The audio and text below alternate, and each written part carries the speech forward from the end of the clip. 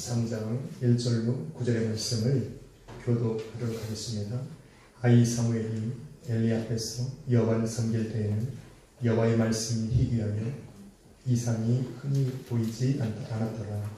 엘리의 눈이 점점 어두워가서 달라지지 못하는 그때에 그가 자기 처소에 누웠고 하나님의 등불은 아직 꺼지지 아니하였으니 사무엘은 하나님의 궤에 있는 여호와의 전 안에 누웠더니 여호와께서 사무엘을 부르시는지라 그가 대답하되 내가 여기 있나이다 하고 엘리에게로 달려가서 이르되 당신이 나를 부르셨기로 내가 여기 있나이다 하니 그가 이르되 나는 부르지 아니하였으니 다시 누구라 하는지라 그가 가서 누웠더니 여호와께서 다시 사무엘을 부르시는지라 사무엘이 일어나 엘리에게로 가서 이르되 당신이 나를 부르셨기로 내가 여기 있나이다 하니 그가 대답하되 내 아들아 내가 부르지 아니하였으니 다시 누구라 하니라. 사무엘이 아직 여호와를 알지 못하므로 여호와의 말씀도 아직 그에게 나타나지 아니하더라. 여호와께서 세 번째 사무엘을 부르시는지라 그가 일어나 엘리에게로 가서 이르되 당신이 나를 부르셨기로 내가 여기 있나이다 하니 엘리가 여호와께서 이 아이를 부르신 줄을 깨닫고 같이 읽습니다. 엘리가 사무엘에게 이르되 가서 누웠다가 그가 너를 부르시거든 내가 말하기를 여호와여 말씀하옵소서 주의 종이 듣겠나이다 하라 하니 이에 사무엘이 가서 자기 처소에 누우리라. 아멘. 할렐루야. 아멘. 제목을 함께 따라하겠습니다. 여호와의 전을 너의 처소로 삼으라. 여호와의 전을 너의 처소로 삼으라. 아멘. 아멘. 여호와의 음성을 또 주님의 음성을 처음 듣는 그 날처럼 감격스러운 날은 없는 것입니다. 아멘. 우리가 주님을 만나는 그 처음 그 날은 인생에 있어 잊을 수 없는 바로 그 날이 될 것처럼 우리가 살아가면서 주님의 음성을 처음 듣는 그 날이야말로 우리가 잊을 수 없는 감격이 넘쳐나는 날입니다. 아멘. 그러나 오늘 주님의 음성을 처음 들었던 사무엘은 그렇지 못했습니다. 그럼에도 사무엘의 이름이 불려지는 오늘 이 밤의 그런 역사는 결코 우연이 아닙니다. 인간의 안고 일어섬을 하시고 인간의 모든 출입을 살피시는 하나님께서 사무엘이 당신의 전을 처소 삼아 그 앞에 눕고 그 앞에 섬기는 모든 것을 관심 있게 지켜보셨다는 것입니다. 아멘. 할렐루야. 아멘. 오늘 하나님께서 우리를 관심 있게 보고 계시는 겁니다. 아멘. 하나님 그냥 스쳐가는 말로 바람처럼 우리에게 말씀하실 것이 아니에요. 여기서 한번 누군가 이름을 부르고 이 많은 사람 중에 우연히 나의 이름이 불려진 것이 아니라 하나님께서 오늘도 내게 말씀하시는 그때는 하나님이 오랫동안 나를 지켜보시고 바라보시고 우리의 삶 속에서 모든 것을 바라보신 후에 나의 이름을 불러주시는 겁니다. 아멘. 그러기에 그 이름이 불려진 그 순간이 그렇게 우리 인생의 감격스러운 겁니다. 아멘. 할렐루야. 아멘. 오늘 그 음성이 여러분에게 들려지기를 축원합니다. 아멘. 할렐루야. 아멘. 인사합시다. 당신의 이름은 불려지실 겁니다. 당신의 이름이 불려지실 겁니다. 아멘. 믿으시면 아멘 합시다. 아멘. 네, 믿으시면 제 얼굴이 잘 보이도록 앉으십시다. 아멘. 사람이 너무 많으니까 앞사람이 자꾸 가리죠? 잘 보셔야 돼요. 당시 여호와의 전을 섬기는 일은 결코 쉬운 일이 아닙니다. 그래서 여호와의 전에는 엘리와 엘리의 두 아들뿐만 아니라 여호와의 전을 섬기는 많은 사람들이 있었습니다. 회막문에서 여호와의 전을 섬기던 많은 여인들이 있었고 그 장막 안에서 많은 사람들이 제사를 위해서 자기의 맡은 일을 해야 했습니다. 그래서 무지 힘든 일이에요. 제물을 가져오면 그 제물에 각을 뜨고 또 그 각을 뜬 것을 씻어야 하고 또 담아야 하고 태워야 되고 장작에 불을 펴야 하고 많은 일들이 그 앞에 있었습니다. 그렇기 때문에 그 여호와의 전을 섬겼던 많은 사람들은 하루 일과가 끝나면 자기의 숙소로 돌아가기에 바빴습니다. 지치거든요. 끊임없이 몰려오는 그 번제를 또 화목제를 드리는 그 이스라엘 민족들, 그들로 인해서 잠시도 쉴 수가 없는 거예요.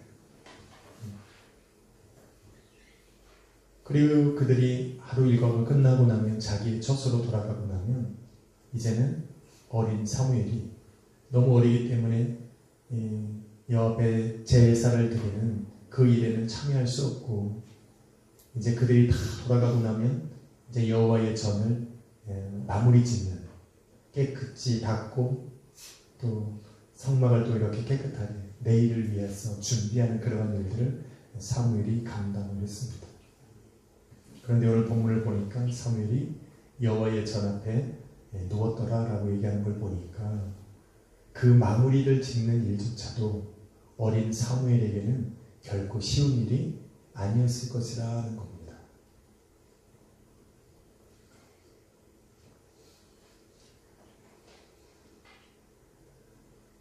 사무엘 상하서의 전체적인 여러분 핵심은 한 가지입니다. 그것이 뭐냐면 하나님께서는 보이는 외모를 보는 것이 아니라 보이지 않는 사람의 마음의 중심을 보시느니라, 이겁니다. 이게 사무엘 상하서에서 여러분이 읽어나갈 때 핵심적으로 바라봐야 되는 주제입니다. 그래서 하나님께서는 사람들은 이 보이는 것을 보지만 하나님께서는 그 마음의 중심을 보시는 거예요. 오늘도 여러분 이 자리에 나왔을 때 여러분의 중심이 우리 주님께 발견되어지기를 축원합니다. 엘리의 두 아들 그리고 다른 많은 성전을 섬겼던, 이런 성막의 제사를 섬겼던 그런 많은 사람들과 사무엘이 달랐던 것이 바로 이것입니다. 여호와의 전을 섬기면서 각자의 주어진 이 업무를 하면서도 아마도 하나님의 보시기에는 동일한 마음이 아니었던 것 같습니다. 그래서 하나님께서는 특히 하나님께 마음을 두고 하나님께 중심을 둔 그 어린 사무엘을 유독 찾아가신 겁니다. 사람들의 눈에는 모두가 다 분주하고 동일한 일을 하는 것 같고 동일한 열심과 동일한 수고와 동일한 노력을 하는 것 같아 보여도 하나님의 눈에는 사람들의 눈과 같지는 않은 것 같습니다. 우리가 이 자리에서 예배를 드리지만 동일하게 예배에 나왔다고 생각이 되어지지만 이 시간에 하나님께 발견되어질 수 있도록 우리 마음을 다 해야 될 줄로 믿습니다. 모두가 다 저를 바라보고 있지만 가끔 영혼 없이 바라보는 분들도 있는 것 같아요. 눈은 뜨고 있는데 그 마음이 딴 데가 있을 수도 있지 않겠습니까? 오늘 주님께서는 무엇을 본다고요? 우리 마음의 중심을 보신다. 우리가 기도하는 것도 마찬가지입니다. 성경은 우리에게 뭐라고 말합니까? 쉬지 말고 기도하라라고 얘기합니다. 예수님께서도 예루살렘 성전에 처음 들어가셔서 그 많은 장사치들에게 다 내어 쫓으시면서 말씀한 것이 이것입니다. 아버지의 집은 만민이 기도하는 집이라 라고 얘기했습니다. 그래서 기도하는 것은 성도의 삶에 굉장히 중요한 겁니다. 당시 예수님께서 이 땅에 오셨을 때 많은 사람들에게 기도하는 것 때문에 칭송을 받고 명성을 얻었던 사람들이 누구냐면 바로 바리새인들이었습니다. 그들은 정말 길 한가운데 서서 한복판에 서서 두 손을 들고 여호와를 향하여서 기도했습니다. 시간을 정해서 기도하고 무슨 필요가 있으면 무조건 나아가서 기도했습니다. 그래서 사람들은 바리새인들을 바라보면서 정말 거룩하다고 생각을 했습니다. 그들 또한 자기 자신이 하나님 앞에 기도하는 모습을 바라보며 나는 저런 세례와 같지 않게 하심을 너무나도 감사한다라고 기도하는 그들이었습니다.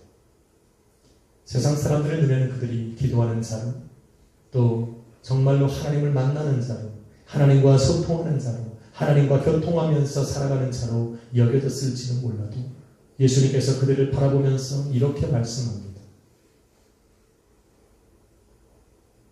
뭐라고 얘기하셨죠? 너희는 너희의 상을 이미 받았느니라 라고 얘기합니다. 그들이 기도하는 것이 잘못되었다라는 것이 아니라 그 기도의 중심이 사라졌기 때문에 그렇습니다. 기도는 하나님과 만나는 겁니다. 기도는 하나님과 소통하는 겁니다. 기도는 내 마음을 하나님께 드리는 겁니다. 그런데 그들은 사람에게 보인 겁니다. 그래서 예수님께서 너희 이미 상을 받았다라고 얘기합니다. 오늘도 우리의 마음이 주님께 있다면 우리는 기도해야 합니다. 우리가 하나님과 소통할 수 있는 기회를 우리가 만들어서 우리가 주님과 자꾸 소통을 하다 보면 우리 주님은 응답하시는 역사가 일어나는 겁니다. 말씀을 듣는 것도 마찬가지고 말씀을 배우는 것도 마찬가지입니다. 성경은 성도들에게 뭐라고 말하는지 아십니까? 내 백성이 지식이 없어 망하는도다 라고 얘기합니다. 이 시대는 지식의 홍수 속에 살아갑니다. 배워야 할 것이 너무나도 많이 있어요. 예수님이 이 땅에 오셨을 때는 너무 단순했어요.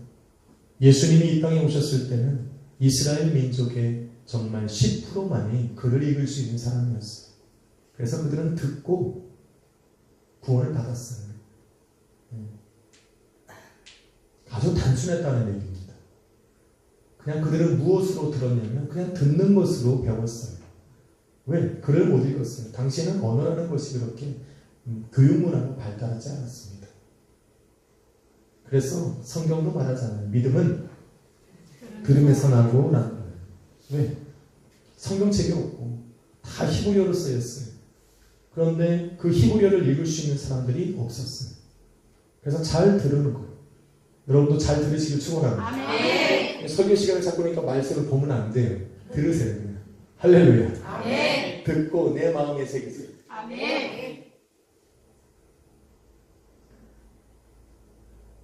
당시 그래서 예수님께서도 공생의 사역을 하는 동안에 거의 절반은 말씀을 가리키는 데에 투자하셨어요. 회당에 들어가셔서도 말씀을 가리켰고 또 많은 곳에 가서도 길거리에 다니면서도 사람들이 모이는 곳곳마다 가셔서 하나님의 말씀을 선포하셨어요. 심지어 당신께서 식사로 들어가는 그 자리에서도 말씀을 가리켰고 만나는 사람들에게도 하나님의 나라에 대해서 말씀을 가르치셨습니다. 말씀을 가리키는 것은 굉장히 중요해요. 기도를 통해서 칭송을 받았던 사람들이 바리새인이라면 말씀으로 명성을 얻었던 사람들이 있습니다. 그들이 바로 율법 선생들이에요. 또 말씀을 기록하는 사람들. 왜? 글을 모르기 때문에 글을 기록하는 사람들은 따로 있었어요. 그들은 바로 서기관들이었고 이제는 말씀을 하나님께 받아서 많은 사람들에게 선포하는 직업을 갖은 사람이 바로 제사장들이었습니다. 그런데 예수님께서 오셔서 그 세 사람에게 세 부류의 사람들에게 뭐라고 말씀합니까? 너희는 몽학선생과 같다고 얘기합니다. 몽학선생은 무엇입니까? 너희가 알지 못하는 것을 사람들에게 가르치는 사람을 얘기합니다. 장님이 장님을 인도하는 것처럼 너희가 하나님의 말씀을 깨닫지 못하고 너희가 하나님의 말씀의 본질을 깨닫지 못하고 너희는 그저 너희가 만들어낸 것을 가리킨다라고 얘기하고 있는 겁니다. 말씀의 중심은 하나님의 뜻이 어디 있는가를 살피는 겁니다. 말씀 속에 살아 역사하시는 그 하나님을 발견하지 못하면 내 마음이 그 하나님을 향하여 있지 않으면 우리가 듣고 또 읽고 바라보는 그러한 말씀들은 의미가 없는 겁니다. 마치 내 마음속에 몽학선생처럼 나를 다른 길로 인도할 수 있는 그러한 처지에 놓일 수 있다는 겁니다. 그래서 우리가 하나님의 말씀을 대할 때 여러분의 마음이 우리 하나님께 있어야 합니다. 아멘. 인사합시다. 하나님께 마음을 둡시다. 하나님께 마음을 둡시다. 아멘. 여러분의 마음이 지금 하나님께 있습니까? 아멘. 섬기는 것도 마찬가지예요. 주님께서 오셔서 가장 중요한 율법이 뭡니까? 계명이 뭡니까? 내 마음과 힘과 능력과 생명을 다해서 내 하나님을 사랑하고 두 번째 가는 계명은 이와 같으니 내 이웃을 내 몸과 같이 사랑하라 라는 겁니다. 근데 이 사랑 안에는 행위의 사랑이 포함되어 있습니다. 굶주린 자가 찾아왔을 때 그의 배를 채워주라는 겁니다. 그냥 가라 말하라고 하면 안 된다는 거예요.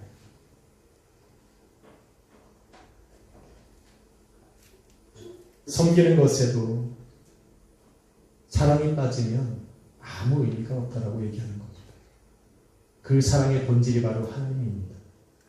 우리가 무엇을 행할 때 마치 다른 사람을 섬길 때, 교회를 섬길 때, 내 가정의 자녀들을 섬기고 부모를 섬길 때도 마찬가지입니다. 그 사랑의 본질 대신 그 하나님의 마음을 품지 않으면 그 섬김 자체가 무의미하다라고 얘기하고 있는 겁니다. 사도 바울은 이것을 로마서의 믿음의 행위라고 얘기하고 있습니다. 믿음의 행위. 믿음의 행위라는 게 뭡니까? 믿음의 행위는 보상을 요구하는 행위가 아니라 보답의 행위를 믿음의 행위라고 하는 겁니다. 내가 무엇인가를 행할 때 보상을 받고자 행하는 것이 아니라 하나님께서 오늘도 죄 가운데 죽을 수밖에 없었던 나를 부르시고 기억하셔서 나를 구원하셨다라고 하는 그 감격 속에, 감사 속에, 그러한 은혜 속에서 내가 행하여지는 모든 행위를 바로 믿음의 행위라고 말하는 겁니다. 아멘. 무엇이 다를까? 보여지는 것은 똑같다는 겁니다. 행하는 것들은 다 똑같은데 무엇이 다르냐면 그 마음의 중심이 다릅니다. 보답을 요구하는 행위는 분명히 그의 마음속에 동일한 일을 하면서도 사람을 의식합니다. 왜? 보답을 해줘야 되는 사람이 봐야 하니까. 그래서 많은 사람이 보이는 곳에서 더 열심히 일을 합니다. 그러나 믿음의 행위, 하나님 앞에 감격하는 사람, 하나님의 은혜에 보답하고자 드리는 그러한 행위를 하는 사람들은 사람이 없을 때 자주 합니다. 왜? 그거는 그 사람이 일부러 사람 없는 것만 찾아다니는 것이 아니라 사람들은 해야 되는 일들이 많을 때 피하는 그 자리에 그가 있는 거예요. 유독 그 사람한테만 보입니다. 아니 오늘 지나가다가 저게 뭐가 떨어졌는데 막 지나가는데 유독 나는 눈에는 보여. 그럼 그때는 바로 하나님께서 내 마음에 믿음의 행위를 요구하실 때예요. 그럴 때는 하나님께 어떻게 해야 돼요? 땡큐 해야죠. 할렐루야. 땡큐 해야죠. 하나님이 받으시길 원하실 때 내가 그냥 하는 거예요. 그런데 진짜 믿음의 행위로 살아가는 사람들은 내가 그걸 주었는지 안 주었는지도 몰라요.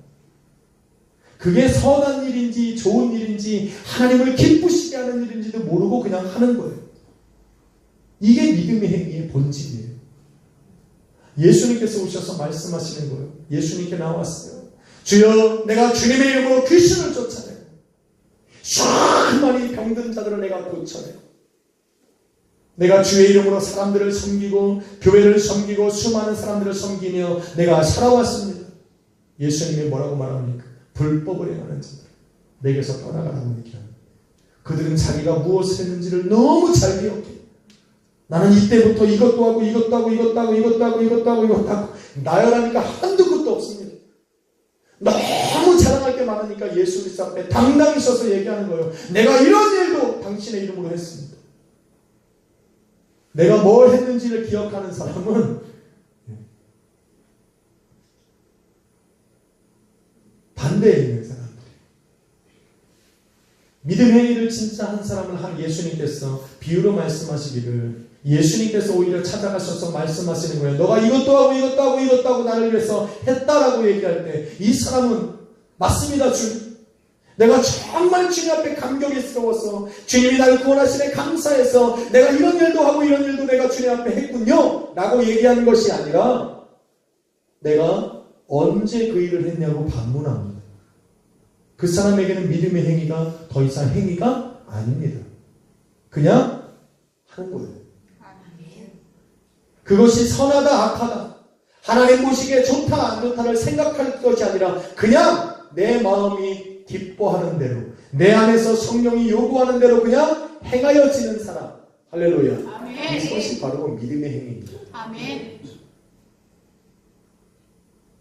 여러분에게 노트와 펜을 주고 자식에게 이제까지 무엇을 했는지를 낱낱이 기록하십시오라고 하면 부모들은 별로 기록할 게 없어요. 그리고 보니까 너 5살 때 내가 너 옷 사줬지? 기억나? 그 다음 달 1월 달에 너 기억나? 생일 때? 너 아빠가 쌈짓돈 넣어준 거 기억나지? 이렇게 하는 부모가 어디 있습니까? 부모는 마치 하나님의 마음과 같아요. 자식을 내게 주었기 때문에 하나님께 감사함으로 행하는 겁니다. 그런데 자녀에게 종이와 펜을 주고 부모님에게 한 걸 적으라고 하면 A4 용지를 탁탁하게 적어 내려갈 수 있는 게 우리 자녀들이에요. 하나서부터 10까지 적습니다. 종류도 가지락세게. 엄마 작년 결혼기념일 때 알지? 야, 저거. 믿음의 행위는 믿음의 행위를 하는 사람의 마음속에조차 기억할 수가 없는 겁니다. 할렐루야. 이게 섬김이에요. 누구에게 중심이 있다? 사람들에게 마음이 있는 것이 아니라 하나님께 있기 때문에 그런 겁니다. 그래서 이 땅에서 보여지는 그러한 일들이 더 이상 그 사람에게는 영향력을 주지 못하는 겁니다. 왜? 하나님이 기뻐하시는 거에만 관심이 있어요. 여러분 그렇게 살아가시길 축원합니다. 한번 인사합시다. 내가 당신 섬긴 거 기억하시죠? 기억하세요? 섬긴 사람은 잊어먹어도 섬김을 받은 사람은 절대 잊어먹으면 안 돼요. 왠 줄 아세요? 마지막 날 하나님의 보좌 앞에 서서 그 사람이 증인이 돼줘야 되니까. 그래서 자녀는 부모의 은혜를 잃어버리면 돼요? 안 돼요? 안 되는 거죠. 그래서 우리는 부모한테 절대 이런 말 하면 안 돼요. 나한테 뭐 해줬어? 이런 말 하면 안 됩니다. 주님이 다 알고 있다는 거예요. 부모님은 기억을 못해요. 근데 자녀는 기억해야 돼요. 왜? 받았으니까. 우리가 예수 그리스도의 은혜를 깨달아야 돼요. 잊어버리면 돼요? 안 돼요? 안 됩니다. 구원의 감격과 은혜를 내 마음속에 갖고 있듯이 섬김을 받은 사랑을 받은 사람을 잊어버리면 안 됩니다. 그런데 그 사람에게 사랑을 갚는 것이 아니라 그것을 내게 베푼 또 다른 사람, 필요한 사람에게 하나님이 나를 보여주실 때 그들에게 그렇게 행하면 되는 겁니다. 아멘. 할렐루야. 아멘. 그렇게 살아가야 되는데 엘리의 두 아들은 하나님께 섬기는 그 모습에서 자기 스스로 영광을 취한 겁니다. 하나님의 전을 섬기면서 하나님께 보답을 받아야 되고 하나님이 기뻐하시는 그 마음의 중심을 둔 것이 아니라 여호와의 성전을 섬기며 자기 스스로 보답을 취한 겁니다. 그래서 여호와께 드려져야 되는 그 제물에 자기가 손을 댄 것이고 주님께 올려져야 되는 그것에 그들의 마음을 자기가 받은 겁니다. 더 나아가서 여호와 하나님의 온전한 소유되었던 그 여인들을 회막문에서 여호와를 섬겨야 되는 그 여인들을 자기의 것으로 삼는 그러한 것이 그러한 범죄가 그들의 인생에 벌어지는 겁니다. 그래서 우리의 마음이 하나님께 없으면 우리는 언제든지 보이는 세상 속에 또 죄를 지을 수 있는 그런 가능성을 가지고 살아가게 되는 겁니다. 그래서 우리의 마음의 중심이 어디 있어야 됩니까? 우리 주님께 있어야 되고 우리 하나님께 있어야 되고 할렐루야. 주님께 마음을 둡시다. 필요합니다. 믿으십니까? 여러분 오늘 성경 말씀을 가만히 보면 여러분 정말 유심히 봐야 되는 게 하나 있어요. 여러분 3절 말씀을 같이 한번 읽어볼게요. 시작.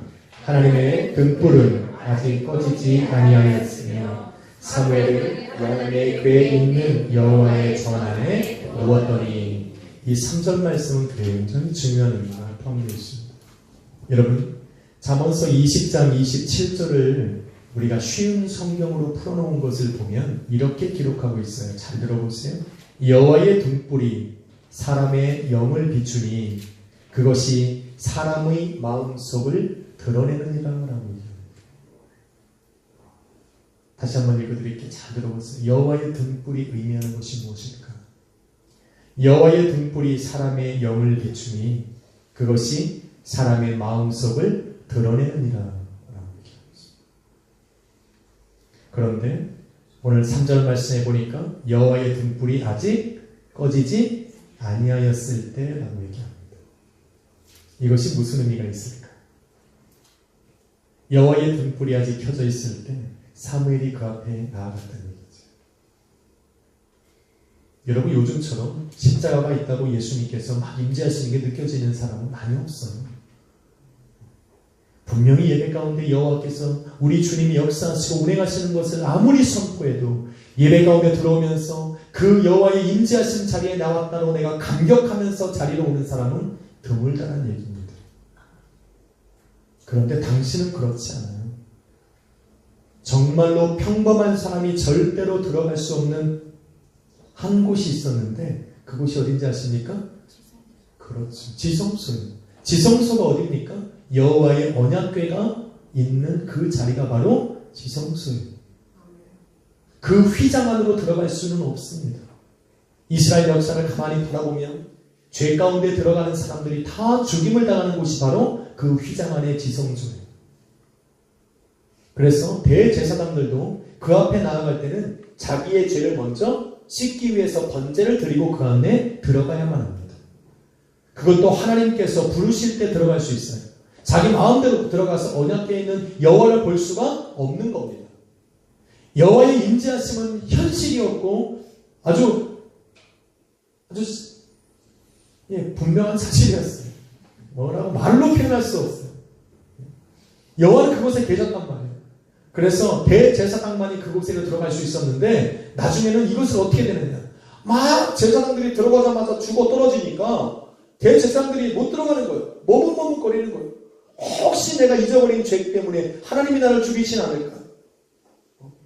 내가 그 안에서 내가 죽어지면 누가 내 시체라도 건져낼까? 두려운 거예요. 그래서 이스라엘 역사 속에 어떻게 했냐면 대제사장이 오스레를 쫙 늘어뜨리고 그 맨 끝에다가 방울을 답니다. 딸랑딸랑 소리를 내요. 왜? 소리가 나면 뭐 하는 거 아직? 살아있다는 증거예요. 언약궤 앞으로 나갈 때 그런 소리를 내고 갔다니까? 딸랑딸랑 얘기를 하고 갔어요.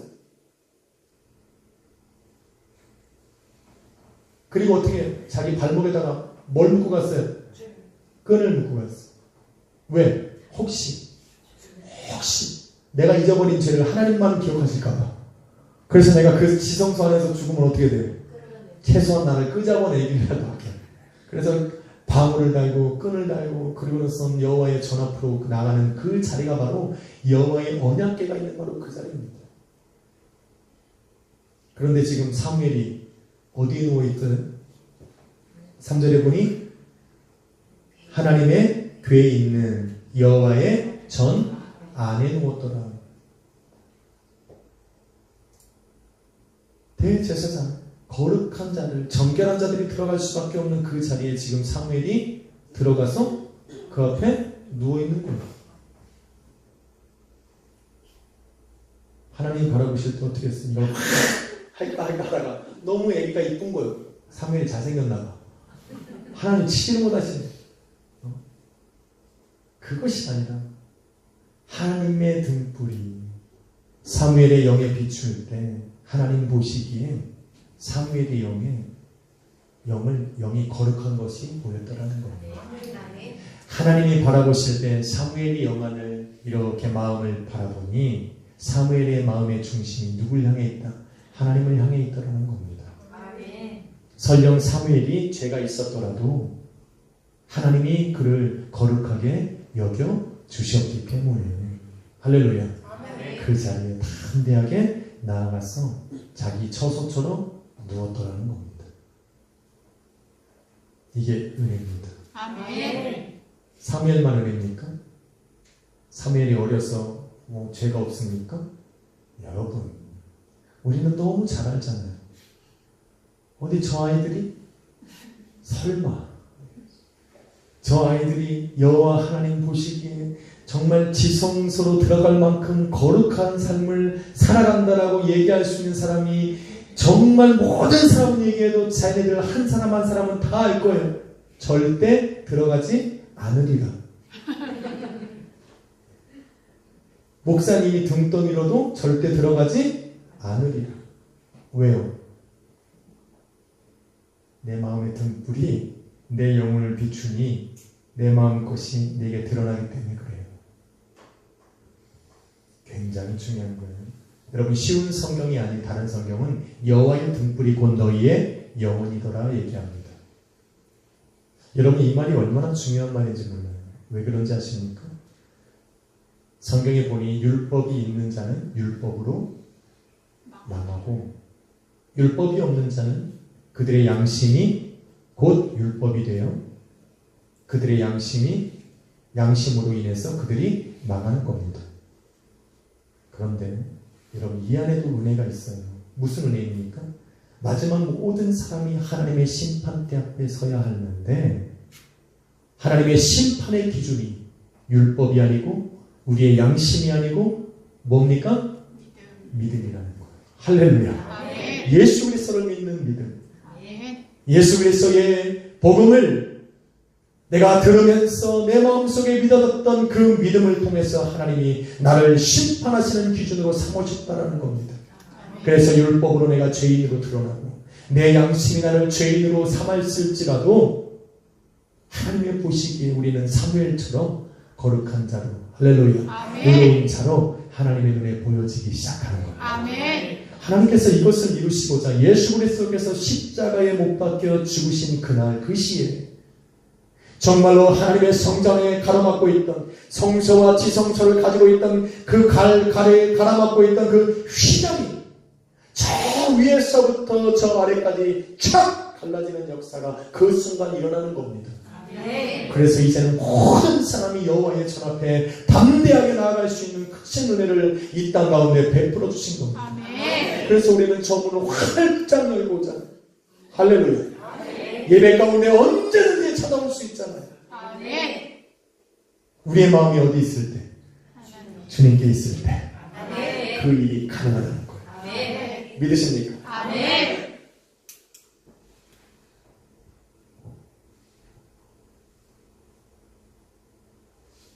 오늘도 우리는 끊임없이 여호와의 등불을 가지고 살아가는 사람들이에요. 내 안에 양심, 영혼이 있고 그 영에 우리 성령 하나님께서 예수 그리스도의 빛을 비춰주셔서 나로 하여금 뭐를 깨닫게 하신다? 내 안에 있는 죄를 드러나게 하신다. 이것이 은혜입니다. 정말로 하나님의 저는 예수 그리스도의 몸된 교회는 바로 내 영혼에 비춰지는 이러한 죄책감을 가진 사람들, 죄 가운데 살아가는 사람들, 그 사람들을 부르고 있는 것이 바로 교회예요. 아닙니까? 교회는 깨끗한 사람이 오는 곳이 아닙니다. 예수님께서 뭐라고 말합니까? 아픈 자에게 의원이 필요하대요. 여호와의 전은 누가 필요한 거예요? 어떤 사람에게 중요한 거예요? 죄인들이 오는 자리예요.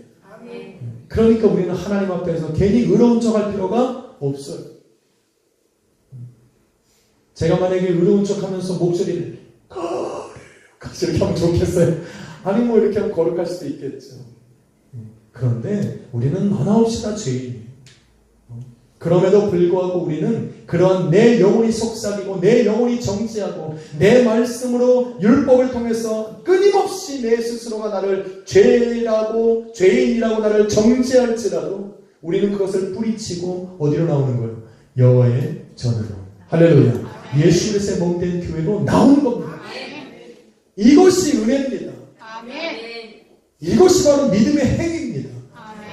내 영혼은 끊임없이 나를 죄인이라고 나를 부르고 나를 정죄할지라도 이것을 뿌리치고 나올 수 있는 하시는 것이 바로 우리 주님의 능력이고 우리 주님의 은혜예요. 그래서 세상 죄인들이 다 내게로라 부르는데도 그들이 왜 못 오지는지 왜 못 오는 줄 아십니까? 그들 안에 있는 그것이 자기들의 등불이 되는 거예요. 여호와의 등불이 자기들의 영혼이 되어서 끊임없이 그들을 향하여 그들 스스로를 정죄하는 이 정죄감 속에서 그들은 헤어나오지를 못하는 거예요. 그러니 저 성전문을 들어오는 것이 얼마나 힘든지 몰라요. 그래서 우리는 다 복받은 사람들입니다. 아니 뭐 다른 게 복이 아니에요. 이 성전에 나온 것이 복입니다. 왜? 성전에 나오면 이전까지는 내 영혼이 나를 정죄했던 이것이 예수 그리스도의 피로 말미암아서 의롭다 하심을 얻을 수 있기 때문에 그런 겁니다. 이제는 내 양심이 나를 향하여 너는 죄인이라고 인쳤던 그것이 이제는 성령 하나님의 감동과 만의 삶이 몰려올 때에 나하여금 너는 의롭다 칭하시는 그 하나님의 음성이 내 영혼에 들려지기 시작하기 때문에 그런 겁니다. 그래서 우리는 모두가 다 복받은 사람. 인사합시다. 당신은 복받은 사람입니다. 믿으십니까? 믿으십니까? 사무엘에게 바로 이러한 역사가 일어난 거예요. 아직 아니에요. 사무엘에게 이런 역사가 일어난 겁니다. 음악이 나오면 결과를 내야 될 것 같아요. 그래서 자꾸 제 마음이 이렇게 빨리 들어가서 안 돼. 절제해야 됩니다. 아직 정말 여러분에게 복을 주고 싶은 마음이 요만큼 있어요. 사무엘에게 이런 은혜가 임한 겁니다. 지금 이 3절 말씀은 엄청나게 중요한 거예요. 그런데 언제 이런 일이 벌어졌느냐? 바로 사무엘이 여호와의 전을 자기의 처소 삼아 누울 때 바로 이 일이 벌어진 겁니다. 저와 여러분이 찾아야 될 여호와의 처소는 바로 예배가 있는 예수 그리스도의 몸된 교회입니다. 여러분의 예배가 있는 여러분의 가정이 바로 우리 주님의 전이에요. 그 전을 처소 삼아야 돼요. 처소를 삼아야 돼요. 그 처소라는 것이 뭡니까? 내 마음이 있는 곳이에요. 내가 힘들고 지칠 때 정말 나는 빨리 집에 가서 쉬고 싶다는 생각 하잖아요. 바로 그곳.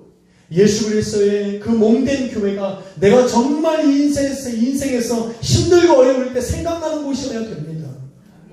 내 삶에 문제가 생기고 내 삶이 괴롭고 내 마음속에 고난과 역경이 찾아올 때 정말로 나를 안식하게 만드는 것이 바로 우리 주님이 살아 역사하시는 그 예배가 되어줘야 된다고 지금 얘기하고 있는 겁니다. 그래야만 우리 주님께서 내게 은혜를 베푸시는 거예요. 바로 여호와의 전을 성전 삼아 내 처소 삼아 살아가는 그 사람들에게 주어지는 세 가지의 복이 있는데 첫 번째가 바로 주님의 음성이 들려진다는 겁니다. 그 여호와의 전에 누워있던 사무엘을 드디어 우리 하나님께서는 처음으로 찾아오셔서 그의 이름을 부르기 시작하는 거예요. 사무엘아 사무엘. 그런데 이 이름을 부르는 것도 그 안에도 하나님의 은혜와 사랑이 포함되어 있어요. 여러분 너무 잘 알잖아요. 인서야. 처음에는 목소리가 예뻐요. 좋아요. 대답이 없어. 그럼 어떻게 됩니까? 옥타브가 올라가죠. 인서야. 대답이 없어요. 더 올라가요. 어떻게 올라가요? 목사로서 더 이상 올리면 남 보는 분들도 많으니까. 그때는 여러분 잘 아시죠? 목에 뭐가 생기고 그러면서 어떻게 됩니까? 쫙 나가면서 목소리 톤도 변하고 목소리가 변합니다. 올라오죠. 그런데 우리 주님은 참 사무엘을 정말 오래 참으심으로 기다리고 있는 거예요. 여러분 그냥 사무엘아 부르고 사무엘이 갔다가 사무엘아 그러고 막 갔다가 이런 게 보이십니까? 아니요. 저는 사무엘을 부르시는 이 3번이나 부르는 이 모습 속에서 하나님이 사무엘을 정말 오래 참고 기다리시는 모습을 볼 수가 있는 겁니다.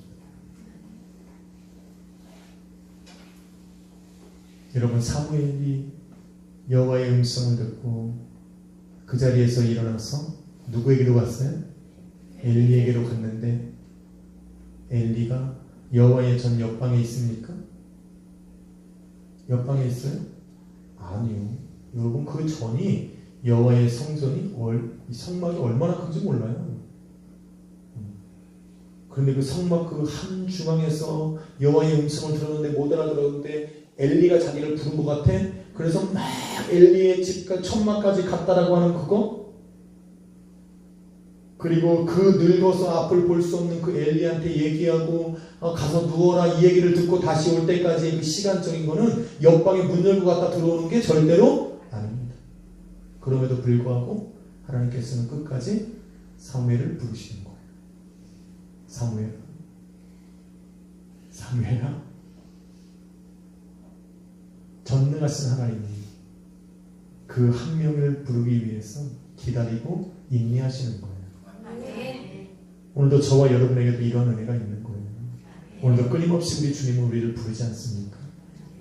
나의 이름을 부르고 여호와의 은혜 가운데로 오라고 그렇게 부르시는 그 주님. 우리는 그런데 세 번이 아니라 끊임없이 매일마다 시간마다 분주마다 그 하나님의 음성을 외면하고 그렇게 살아가는 우리에게 오늘도 우리 주님께서는 여전히 사랑의 목소리로 우리를 부르시고 계시는 것. 저는 이 말씀을 읽으면서 그 은혜가 내 마음속에 밀려왔어요. 두 번째 은혜가 있다면 그것은요, 여호와의 진실과 만나게 되는 거예요. 굉장히 중요한 말이에요. 내가 여호와의 전을 나의 처소 삼아 살아가는 사람들, 나의 인생의 모든 것들을 여호와의 이 예배가 있는 이 예배에 두고 살아가는 그 사람들에게 주어지는 두 번째 은혜가 있다면 저는 바로 여호와의 진심과 만나게 됩니다. 그런데 여러분 잘 보세요. 여호와의 진심과 만나는 것이 결코 행복한 것만은 아닙니다. 오늘 사무엘이 만났던 여호와의 진심은 바로 엘리 제사장과 그의 자녀들과 그의 가문을 하나님이 제사장의 자리에서 내어 쫓겠다라고 하는 겁니다. 엄청난 저주의 말씀이고 책망의 말씀입니다. 여러분 여호와의 진심을 딱 대하고 나면 두려워지기 시작해요. 심지어는 예레미야가 뭐라고 말합니까? 그 땅이 엎드렸어. 정말 이 말을 누가 전할까? 이사야가 뭐라고 말합니까? 누가 대역할까?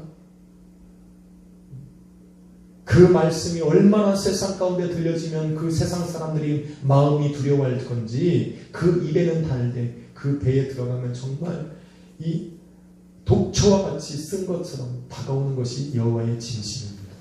그래서 여러분 성경이 뭐라고 말하는지 아십니까? 정말로 그 엘리가 사무엘에게 물어봐요. 사무엘아, 지난밤에 여호와께서 너에게 뭐라고 말했는지 내게 말을 하라고 했을 때 사무엘이요, 그것을 자기에게 알리신 그 일을 사무엘에게 말하기를 두려워했다라고 얘기합니다.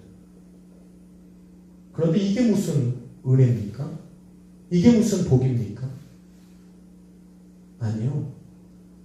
하나님께서는 그러하기 때문에 이 당신의 이 진실과 만나게 하시는 분, 이 진실을 세상 가운데 선포하고 알게 하실 수 있는 그 사람을 찾아오는 역사가 바로 여호와의 전에 거하는 사람이어야 하는 겁니다. 여러분 세상에는요 거짓 선지자들이 얼마나 많은지 몰라요. 당시에는 더 많았어요. 이 거짓 선지자들이 뭔지 아십니까? 하나님의 진심과 왜곡되어 말하는 것이 바로 거짓 선지자들이에요. 하나님께서는 분명히 타락하고 범죄한 이스라엘 향해서 책망을 선포했는데 내가 지금 선지자의 자리에 서서 그 왕에게 내가 하나님의 말씀을, 책망의 말씀을 증거해야 되는데 두려운 겁니다. 왜? 내가 그 얘기를 하면 내 생활에, 나의 삶에, 내 생명에 지장이 오기 때문에 그래요. 그래서 여호와께서 말씀하신 그 진실한 말씀을 전하지 않고 도리어 그들에게 아첨하는 말을 하는 사람들이 그 시대에는 너무나도 많았어요. 하나님이 그 한 영혼을 찾을 수가 없었다는 거예요. 엘리도 마찬가지고 엘리의 두 아들도 마찬가지고 여호와의 전을 섬겼던 그 수많은 사람들도 그 어느 한 사람도 여호와의 진실을 엘리 집안에 얘기할 수 있는 사람이 아무도 없었다는 겁니다. 그런데 유독 여호와의 전을 자기의 처소 삼아 살아가는 그 사무엘을 하나님이 발견하신 거예요. 이것이 은혜라는 겁니다. 저와 여러분은 여호와의 진실과 마주합니다. 여호와의 진실이 뭡니까? 결국 하나님께서 말씀하신 대로 이스라엘 민족은요, 엘리 제사장과 엘리와 엘리의 두 아들은요, 전쟁터에 나가서 죽임을 당합니다. 더 나아가서 그들의 언약궤까지 빼앗기는 그런 처참한 험난한 고생스러운 그런 길을 이스라엘이 걸어갑니다. 그런데 정말 여호와의 진심은 여러분 그것이 아니에요. 여호와의 진심은 어디에 있습니까? 여러분 어디에 있어요? 사무엘상 7장으로 한번 가봐야 될 것 같아요. 맞나요? 사무엘상 7장을 한번 넘어가 보시죠. 이게 하나님의 진심이에요. 진실과 만나요. 하나님이 과연 이 시대의 성도들에게 보여주고 싶은 그것이 무엇인가? 여러분 7장에 보시면 7장 12절로 17절에 거기에 보면 이런 얘기가 있어요. 엘리와 그 두 아들도 죽어나가고 많은 제사장들도 다 죽어나가고 이제는 이스라엘마저 하나님의 언약궤를 빼앗겨서 살아갈지라도 하나님께서 이스라엘 향하신 진심은 무엇이냐면 그 땅을 이스라엘 민족을 회복시키시는 거예요. 할렐루야.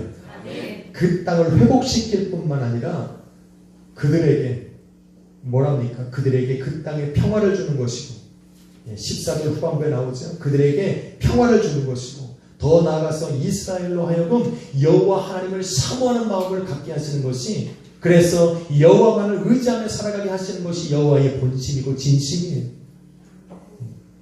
이것을 그 사무엘을 통해서 이스라엘 백성들에게 이루어 나가시고 있는 겁니다. 믿으십니까?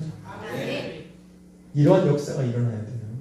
여러분의 마음속에 우리 예수 그리스도를 향한 그런 사모하는 마음들이 일어났다. 이것은 바로 내가 여호와의 진실과 마주하는 거예요.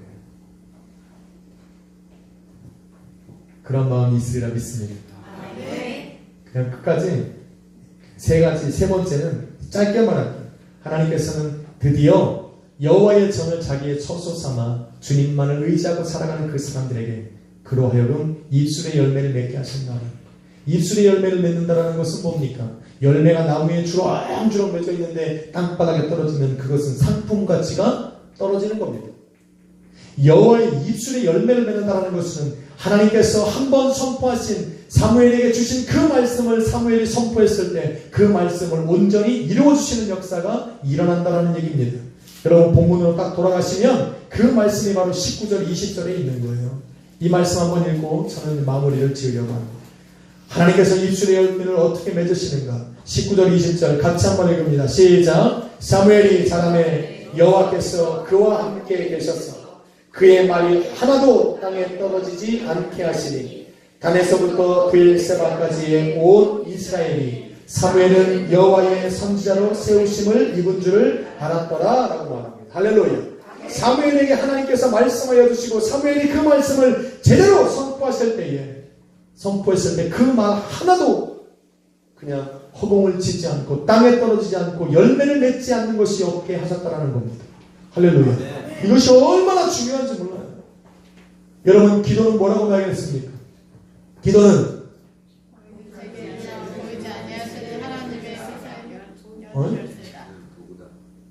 예 맞습니다. 도구다. 할렐루야. 보이는 세계에서 보이지 아니하시는 하나님의 세계를 여는 열쇠. 그것이 도구예요. 하나님께서 기도를 통해서 내게 보여주신 그것. 그래서 내 입술로 기도하게 하시는 그 모든 것들을 하나님께서 이 땅 가운데에 이루어 주신다는 말씀입니다. 아 이게 믿어져야 되는데. 이제 하세요.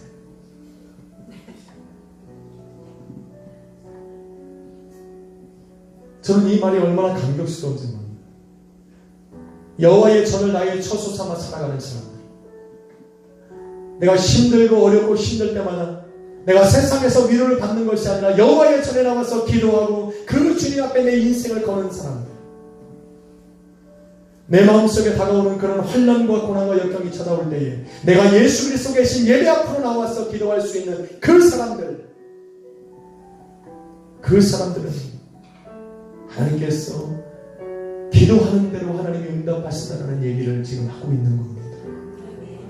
저는 이 말이 얼마나 감격스러운지 이 말을 듣었기에 저는 무릎 꿇고 기도할 수 있게 되었습니다.